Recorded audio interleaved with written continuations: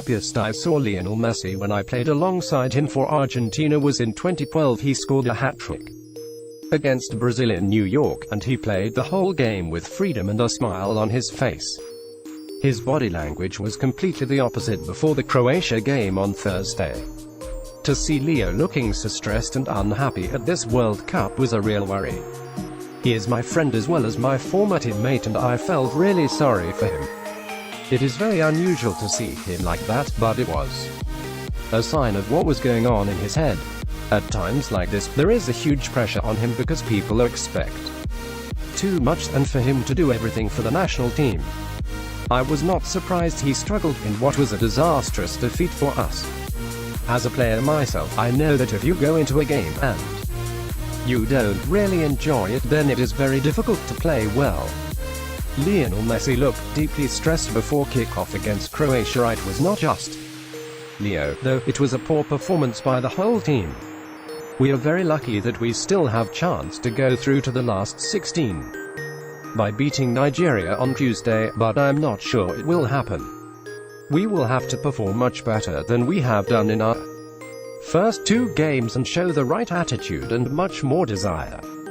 Football is a collective game and everyone needs to improve, not just Messi. This time, Argentina coach Jorge Sampaoli has to set up with the right formation and the right players, and follow a plan. World Cup 2018, Argentina 0-3 Croatia. Mascherano is the leader. Messi brings calmness. Aguero brings the music. He have been there with this Argentina team when things have been going well, and when they haven't, and I know what the build-up will be like.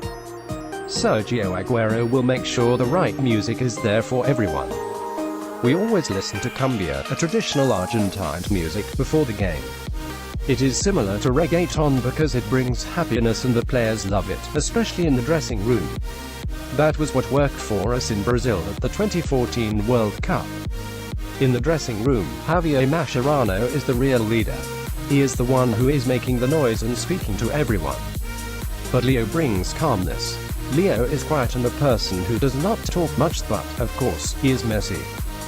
Whenever I looked around the Argentina dressing room before a game, I was always had the confidence I had the best player in the world on my team.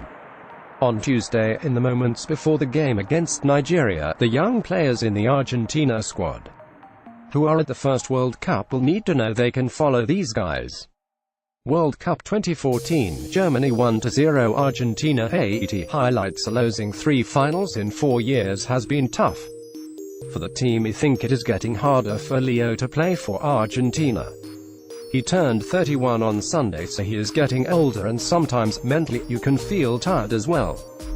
Part of that is down to his history with Argentina. This team has lost the past 3 finals they have played, the 2014 World Cup and the Copa America in 2015 and 2016. In Argentina, that is not enough. For some people, and for parts of the media, you have to win. Just reaching the final is not acceptable. So losing 3 finals in 4 years has been tough mentally and psychologically for everyone in the team, especially Leo. It is hard when people in your country treat you like a loser. They see him winning trophies every season with Barcelona, so they expect him to do exactly the same in the national team. Messi, always the main player and the main man. Everyone is so angry. A former Argentina international, Zabaleta, reacts to defeat like England. Argentina is a country that loves football so much, and sometimes we cross the line in the way we treat our star players. Big football countries have a massive passion and they expect the players to win and perform well. This is normal, but the big players feel it the most. Leo gets criticized when he does not play well, but when he is not around, like when he briefly retired from international football in 2016, there are people calling for him to come back. As teammate, I can say without any doubts that we have always been a better team when he has been there. And those who say he does not perform for his country like he does for his club are wrong. When I played in the Argentina team with him, he was always the main player and the main man.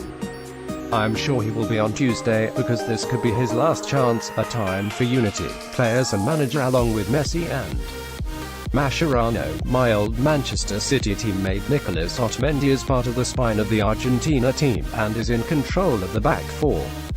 Those three will play a crucial role with the quality and experience, but somehow he must find a system that works.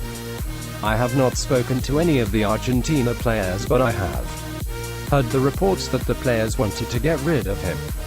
The formation he used against Croatia, a 3-4-3, was one he had used successfully with Chile, but it did not seem to suit the characteristics of our players. He was working with a 4-3-3 before the World Cup, with only one defensive midfielder, but the day before the Iceland game he changed to play with two, even though we knew they would defend very deep. World Cup 2018 highlights Argentina 1-1 Iceland. Sampaoli also makes a lot of changes to his teams as well as his tactics, and even from the outside I can see how that would affect the atmosphere around the squad. But now is the time for unity, and I think they all need to sit down together, players and manager, because this kind of situation is normal in football in tough moments after bad results. The players can listen to the manager, and they should also be able to express themselves about what they do not like from him. If that happens, the players could really turn up on Tuesday. They have to if they really want to go through. Pablo Zabaleta was speaking to BBC Sports' Chris Bevan in Moscow.